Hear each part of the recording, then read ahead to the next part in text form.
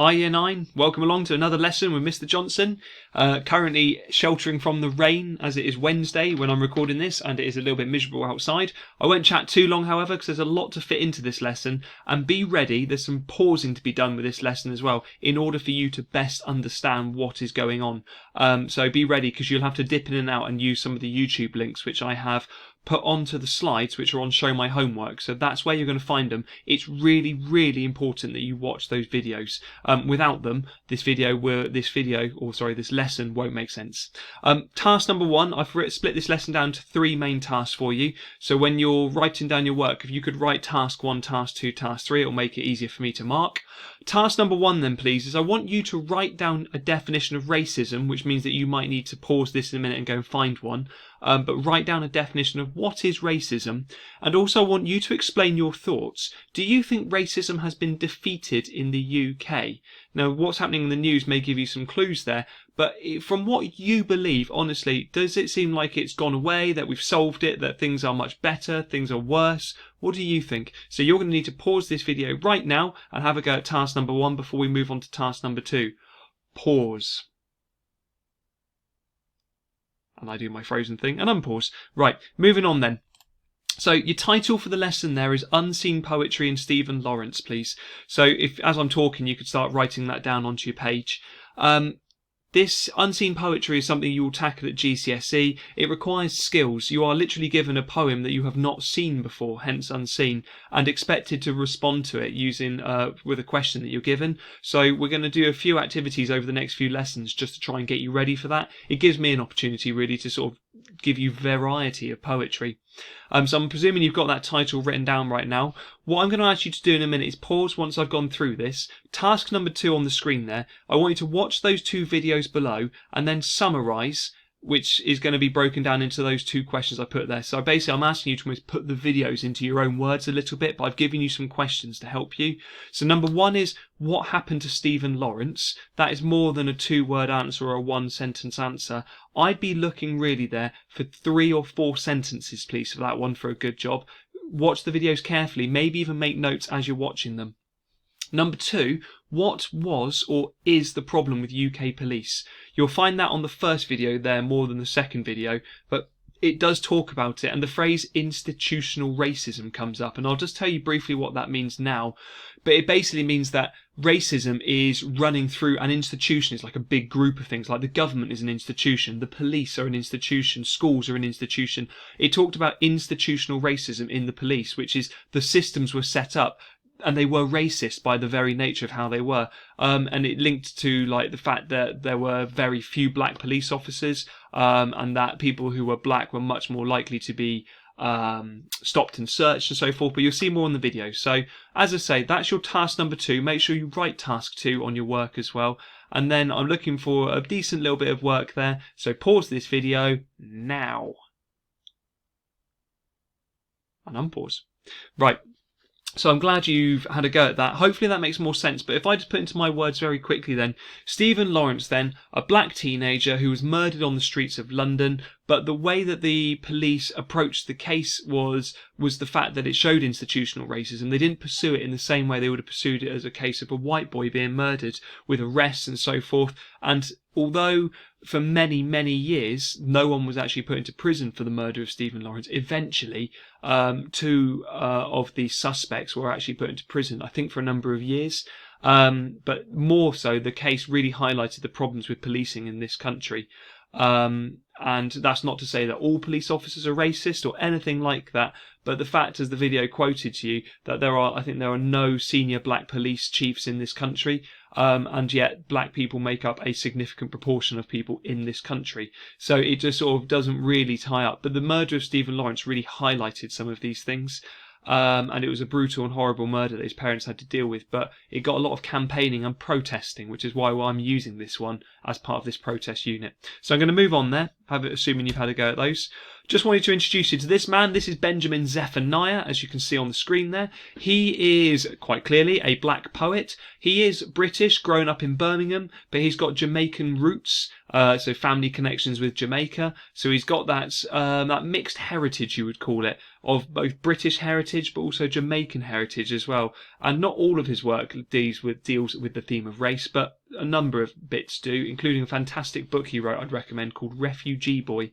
Anyway, wanted to introduce you to him. Normally when you get given an unseen poem, you wouldn't be told anything about the poet because it wouldn't really matter. The work would make sense on its own. Because I've chosen a poem today linked with the Stephen Lawrence case and linked with the protests going on, I wanted to explain it to you. So GCSE, there's none of this sort of explanation because it's not needed.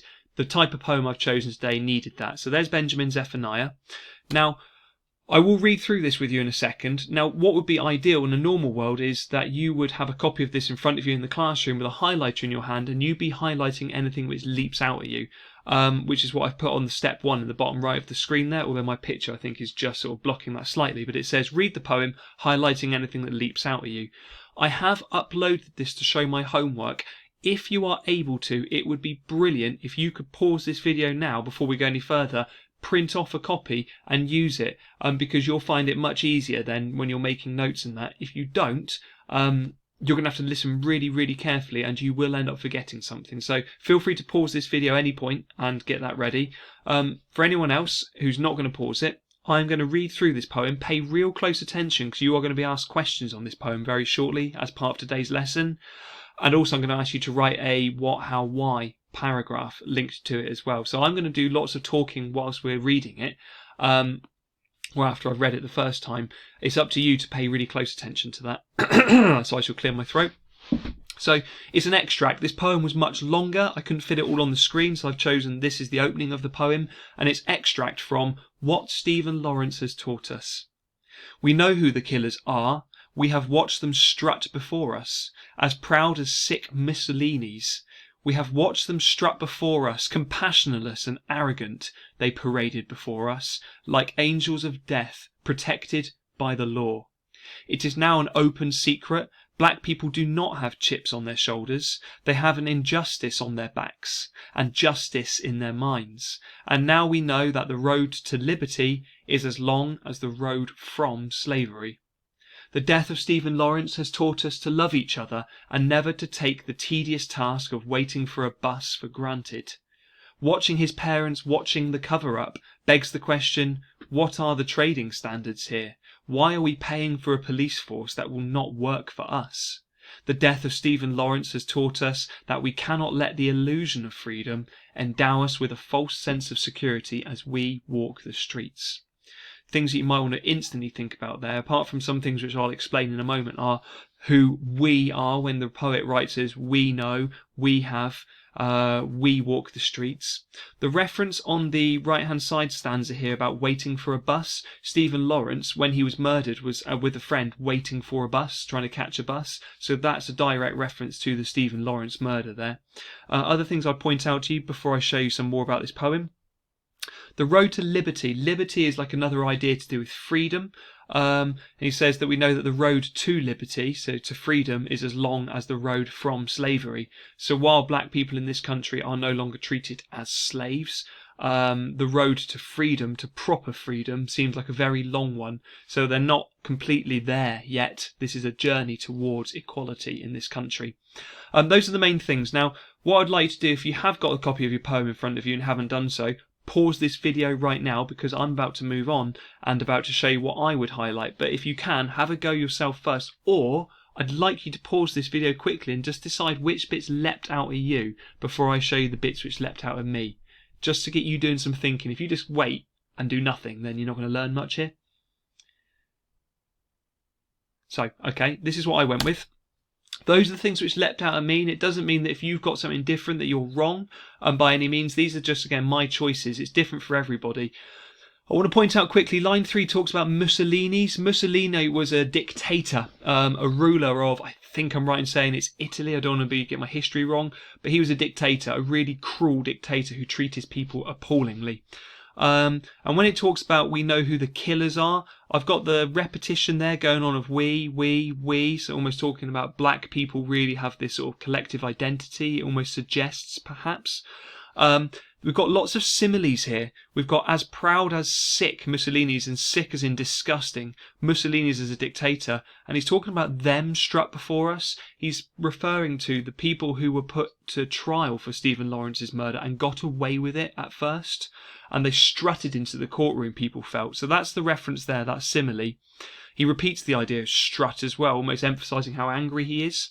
The paraded before us, and that's normally a very positive word, but the way they did it suggests it's very negative. Here's another simile, like angels of death. They're talking about these people who were tried for the murder and got away with it, like they're angels of death, but they were protected by the law, which is like a real juxtaposition of ideas going on there. Criminals should be caught by the law, not protected by the law, implying the white sort of racist police system that was going on there. The open secret, I haven't got time to go through all of it. Down here I've got and, so the repetition of justice on their minds, injustice on their backs contrasted with justice on their minds. The fact that something's on the back has almost got a very sort of strong idea of slavery, those sort of connotations, doing heavy lifting and pulling things along. The road from slavery, I mean, we've got the imagery going on down here you could talk about. Watching his parents, watching the cover-up, this repetition of watching, trying to maybe emphasise the fact that it really is a cover-up. The questions here as well, sort of trying to get the reader maybe to ask these questions as well. This illusion of freedom is very strong imagery as well. Like this idea that black people are free is actually an illusion, it's not real. And again, this false sense of security as we walk the streets. I could talk more about it. I wish I had time. If it was as a lesson, I'd get you to discuss it and have a think. I'm sure you've got some good ideas in your head as well. But if not, hopefully some of the ideas I've given you might be helpful. Step 2 would then be looking at the title and its connotations. I haven't got a huge amount of time, but I would like to focus on, can you work out the message of the poem? That's one of the questions I'm going to get you to write down shortly, but let me tell you now. The message of the poem, well, think it's certainly about racism and about the system in Britain, but I'd ask you the question which might lead you to the answer is, are black people in this country all treated as equals to those with white skin? And I think this poem should hopefully suggest to you that no, absolutely not. There are still big problems, that while some things are fine and okay, other things are not.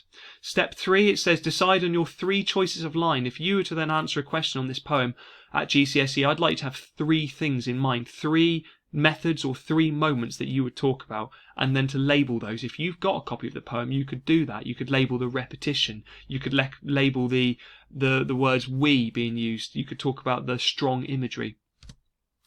And then the unseen poetry question, well, that's not what you've got today. Instead, task 3, your third and final task, which I'm going to introduce in a second, but just while I'm doing that, I was going to give you a keyword just to check you've watched my video thoroughly today. My keyword today is, let's go with the word downpour. It's all one word, like a downpour of rain. And you can draw yourself a raindrop or maybe some drops of rain. And that's the picture I'd like you to draw today, and then I'll know you've listened all the way through. Let me go back to this quickly with my 2 minutes I have left. You can see I've labelled the questions using the Viper's Skill Caves again, Viper's Cave Skills again for you.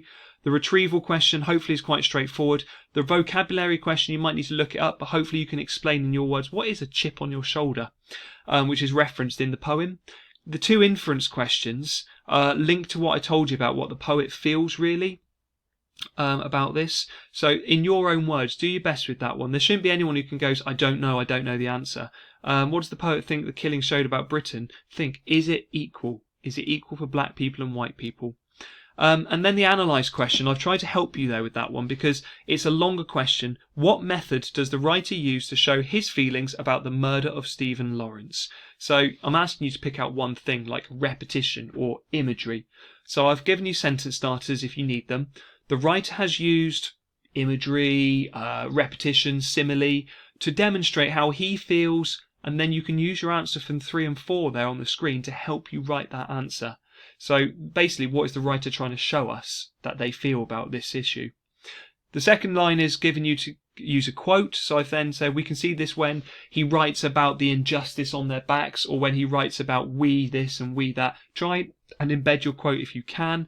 Finally, because I'm really running out of time here, the third and final step is the most important. You've done this before. It's the analysis. Can you unpick a word and explain the connotations of that word, showing how that shows the writer's message? So you're trying to link your unpicking of words to what the writer, if the writer is talking about racism and how it's unequal, how does the words that you've chosen show that?